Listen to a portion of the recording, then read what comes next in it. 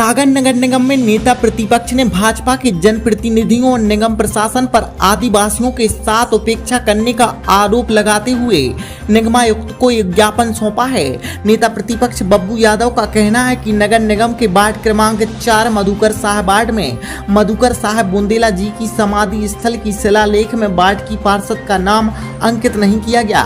साथ ही जब बब्बू यादव द्वारा नगमा अभिषेक इस संबंध में चर्चा की गई तो उन्होंने कहा कि नगर निगम चुनाव के पहले ही मधुकर साहब की समाधि बनने का निर्णय हो चुका था और इसकी घोषणा भी हो चुकी थी। इस वजह से पार्षद का नाम शिलालेख पर अंकित नहीं किया गया। वहीं नेता प्रतिपक्ष बब्बू यादव ने कहा कि चुनाव के पहले यदि घोषणा हो चुकी थी तो महापौर और निगम अध्यक्ष का नाम शिलालेख में क्यों शामिल किया गया।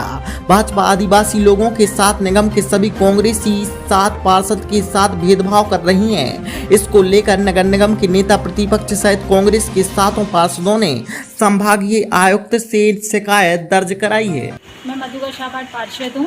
मेरे मधुकर शाह वार्ड में एक स्मार्ट सिटी के द्वारा मधुकर शाह जी की जो समाधि स्थल है वहाँ पर एक पार्क बनाया गया स्मार्ट सिटी द्वारा 29/6/2023 को यहाँ पर लोकार्पण किया गया, जिसमें मुझे आमंत्रण करके बुलाया गया, किंतु किसी भी प्रकार से उन्होंने हमारा वहाँ पर उपस्थिति दर्ज नहीं करी है, ना ही स्वागत वंदन आभार में किसी भी प्रकार से।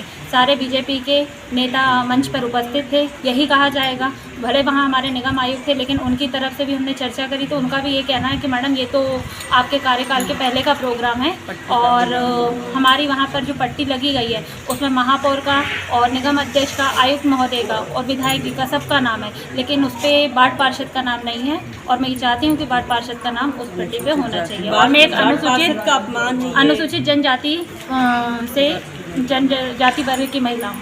नहीं, जैसे देखने में आ रहा भारतीय जनता पार्टी जहाँ महिलाओं के सम्मान की बात करते हैं और आज आप पार्षद हैं, आप 7 पार्षद हैं, तो उसमें कई महिलाएं हैं और वहाँ पर सम्मान नहीं किया जा रहा नगर निगम में।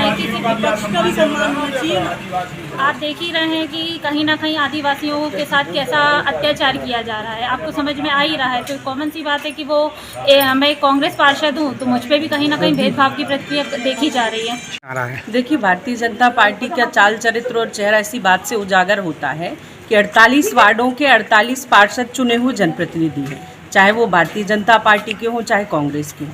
अनुसूचित जनजाति वर्ग की महिला मधुकर शाह वार्ड से पार्षद है और आपने अगर उस कार्यक्रम को आयोजित किया है तो सिद्धांत है उस वार्ड में जो गार्डन आपने पार्क बनाया है मधुकर शाह बुंदेला का जो समाधि स्थल पर, उसमें नाम पट्टिका पे पार्षद का नाम होना चाहिए, लेकिन अनुसूचित जनजाति वर्ग की महिला का उस पर नाम ना होना, महापौर, निगम आयुक्त, विधायक जी और तमाम लोगों का उस पर नाम है और जो चुना हुआ उस वार्ड से जनप्रतिनिधि है उसका नाम आपने नहीं दिया।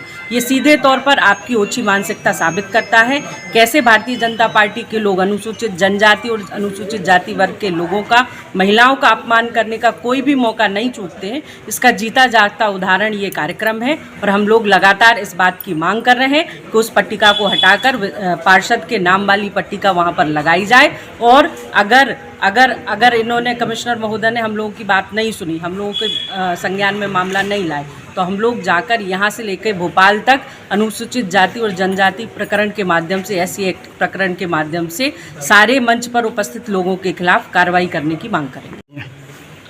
आज संपूर्ण मध्य प्रदेश में जो आदिवासी समाज है उसका लगातार भारतीय जनता पार्टी अपमान कर रही है, उसी तारतम्य में आज हमारे सागर में भी एक हमारी बहन जो आदिवासी जनप्रतिनिधि है मधुकर वार्ड से पार्षद है, तो भारतीय जनता पार्टी के लोगों ने उनकी भी उपेक्षा की है।